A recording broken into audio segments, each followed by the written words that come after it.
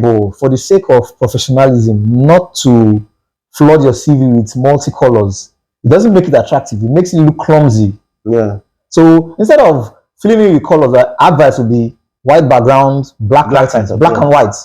Then the font sizes shouldn't be fancy fonts of juggling italics characters and all those. It is not a cartoon work. It's not a design. They don't need to stress themselves to read and all that. It should be as plain as possible and readable as possible. Hi guys, dear fresh graduates and job seekers, stop the lottery approach to life. Have you ever said, no wahala, everything will be fine? Now here's what I want to ask you. How can things be fine when you do not intentionally change your strategies and ensure that you make things fine for tomorrow? There's a cliche that says, the definition of madness is actually doing same thing, same way and expecting a different result. Today, I want to discuss a very vital topic that will be helpful to you to ensure that you are put in the right footing to get you ready to become employed. And we have on set a lecturer of the Federal Polytechnic of Oil and Gas to discuss this issue with us. To discuss the topic we title, Understanding Employer Demands. If you're new to our channel, ensure you do well to subscribe, give us a thumbs up and do a comment to us telling us how you feel about our presentation and the topics you like us to treat, and we'll be here to serve you. Thank you so much, Engineer, for joining us. Thank you. Good to be back. Yes, so we're talking about understanding employer demands. Let's look at what employers actually demand. Recall we started this episode from the challenges of unemployment to nation building. Yeah. And we now went ahead to look at the mistakes young people make and the approaches, the perception that hinders young people from becoming employable and employed. Yeah. So today, let's look at understanding employer demand. So we can begin to look at it from the solution angle. What's your take on that? Let's have a background of this topic from you. Yes. For every job that is available out there, the employer is seeking to fill a specific position. So from the advert, you'll see it will be tagged with the title, what they are trying to fill, the position they're trying to fill. So as a prospective employee or a graduate, a fresh graduate looking to fill that position or looking for a job, you must tailor your skills according to what the employer demands. You can't be an accounting graduate going to apply for an engineering position. Obviously, it is not a match. It's not because you are not educated or because you don't have skills, but just not what the employer is looking for at the time. So for every job opening you see, it is tailored for a specific need or for a specific opening that needs to be filled. So graduates or young people must prepare themselves and deliberately seek for positions that matches with the education and the skills they have. Then they can step forward to the application phase. Okay, so that's like looking at the solutions to ensuring that our young people get employed. Yes. The issue of unemployment is becoming a thing of concern, right? Yes. So let's look at the mistakes young people make. What are the mistakes young people make? Because obviously the first step of commencing the process of becoming employed is drafting a CV. Yeah. So let's look at it from the angle of the mistakes young people make when they are trying to draft a CV. Okay. Why would their CV not be chosen among the thousands of people that will apply for a particular position? Yes. Like you said, for every particular position that is opened by an employer, there are hundreds of thousands of applications that are thrown in. Yeah. The only way you can stand out is if you sell yourself in the right way. Like you mentioned, the CV is the only document that goes before you, even before you are seen by the employer. For example, if an employer opens a portal for employment, they will require applications to be sent in. Sometimes they will just even directly indicate, send in your CVs. Yeah. Now, young people are tempted to make a lot of mistakes when preparing their CVs for applications. For example, not being employed for a long time or the desperation of wanting to be employed makes people miss some steps or make those mistakes. One of those mistakes is not paying attention to what the employer is looking for. Like we said earlier, if you are not applying for a job-specific role, you will not be accepted, regardless of the experience or the knowledge or the skills you have. So hence, when you see an opening, it must be an opening that is tailored or that fits your area of specialization. That way you'll be considered. So if you see an opening to say, we want a civil engineer with the following requirements, and let's say you're a petroleum engineer, they are all engineering positions, but throwing in your CV there is almost like a waste of time because you will not be considered. They're not looking for any engineer, they're looking for a civil engineer at that particular case. So when it comes down to structuring your CV, like we mentioned, your CV goes before you. Your CV goes to places where you cannot go at that initial time. In fact, it's your CV that opens the doors to know if you'll be invited for the next phase of the employment process or not. Hence, it is important that your CV is structured in a way that it is simple, precise, and straight to the point. Selling your abilities tailored to that particular job. Another mistake young people make is they send out the same CV for every application they see. Exactly. That is not such a bad idea, but it has to change. That's because for every opening you see, these days, most employers even go as far as stating certain requirements. So for when that for that position, yeah. So when working on your CV or when trying to present your CV for that position, let's say you have the skills and education for that kind of opening, you must tailor it according to the employer's requirements exactly. at that time. So a CV is not a one-size-fits-all document no, that you it's can not. always just put out. No. Yes. In fact, with time, employer requirements have even changed. Hence, your CV has to keep changing with the times and with the positions that are available. So you can't just have one document that you send for everybody. For every application you want to, you have to be you have to be deliberate. You have to be specific and tailor your CV accordingly. According to the requirement. According to the requirement as stated in the advert. Yes. Okay. Then another thing I also think that they should take note of is the chronological order with which they put their experiences. Yeah, correct. I think it's supposed to be from the older experiences to the most recent.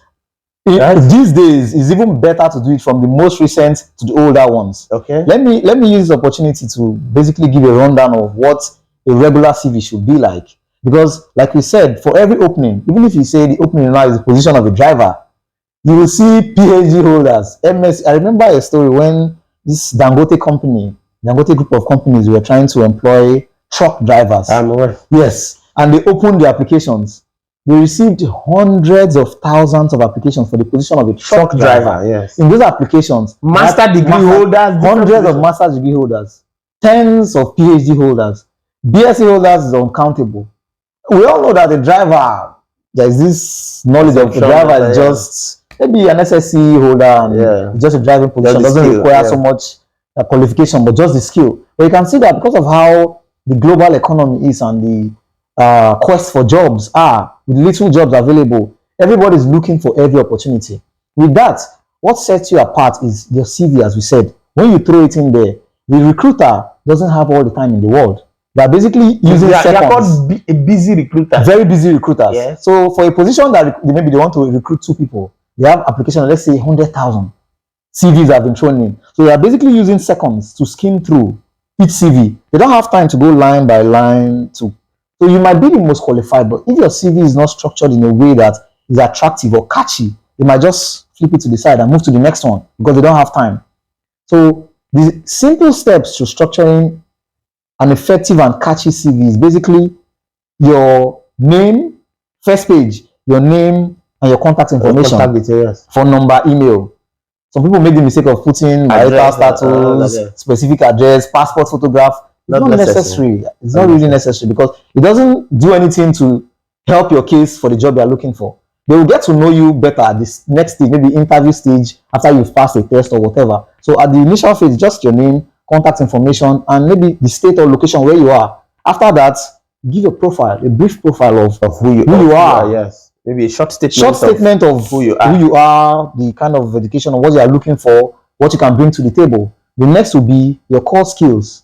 At that point, you shouldn't even be worried about soft skills like, oh, I'm a team player, I'm a good listener. That's generic. Everybody can put that in. So if you have competent or strong skills, you can put it there. IT skills. Maybe bullet points. Just bullet points of relevant skills that are strong enough that will sell you. So be it technical skills, IT skills, or job-specific skills as it pertains to that job. So they know already you have some of the skills they're looking for. Then the next phase will be your work experience. In that case now, the order should be from the most recent to the oldest, because they shouldn't be looking at 1995. Yes. It's too far. They want to see what you are doing now or what you just did now. So the chronological order should be the most recent job to the least. So let's say you did something in NYSC and all that, those should be behind. Then as you go after that, the next thing should be your academic qualifications. Exactly. So just with headlines, degree obtained, the dates, degree obtained. So let's say you have a master's degree. Again, that should be like the most recent. If you have a master's degree, the date you have obtained that, BSc or bachelor's degree, the date, SSC, the date and all that, the state is. Then the next should be hobbies. But these days I will even advise, Not not too necessary. Not too What I necessary. will even suggest to the viewers to do is throw in references there. The old method of writing CV, you see references available at your request. No, the employer does not have that time. So before they even ask, throw in the names and contact information of 3 suitable references, people they can reach that can attest to your credibility as an individual. So if you're a student, let's say a fresh graduate out of school, names of maybe your head of department or your project supervisor, people that know you to an extent, then maybe the name of competent or highly respectable individuals that are close to that can attest to your character. So automatically, a recruiter can just say, okay, this person has stated all these beautiful things in the CV. Let me contact one of these people to say if truly they know this person. Exactly. So they might just call your head of department.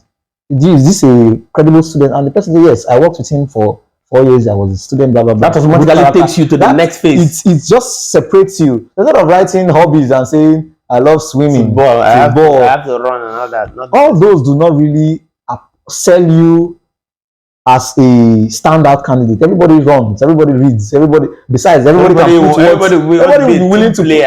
We all know Yeah, that. So that. instead of all that, except the position you are applying for is a specific one, let's say a writing position, as a writer, applying to be a writer, then you can put, maybe you have a blog, a personal blog, or you have a personal catalog or a book, a magazine or a book you've like written. that, So you can say reading or writing, those can now apply for that specific job. So this is the format that a simple basic CV should be in. Okay, so let me also say something else. Yeah. Young people are tempted to over elaborate their CVs, except you are an academic staff, a lecturer that has published a lot of papers that you need to list each and every one of them, or you are someone that has 15 or 20 years experience where the various places you've worked have to be aligned. Except that if you're a fresh graduate, your CV should not be more than 2-3 pages. 2 pages. Because if it's bulky, it's already boring for the recruiter to begin to go through. Yes. But if it is just straight to the point, once they carry it, they have all the information they need. Yeah. So that's my advice to young people. So what about looking at the character? What character should be used to type the CV? And perhaps maybe the color, because some people go ahead to go and put color. It is very CV advisable for the sake of professionalism not to flood your CV with multicolors. It doesn't make it attractive. It makes it look clumsy. Yeah. So instead of filling it with colors, the advice would be white background, black writing, black and white. Then the font sizes shouldn't be fancy fonts of juggling italics characters and all those. It is not a cartoon work. It's not a design. They don't need to stress themselves to read. It should be as plain as possible and readable as possible.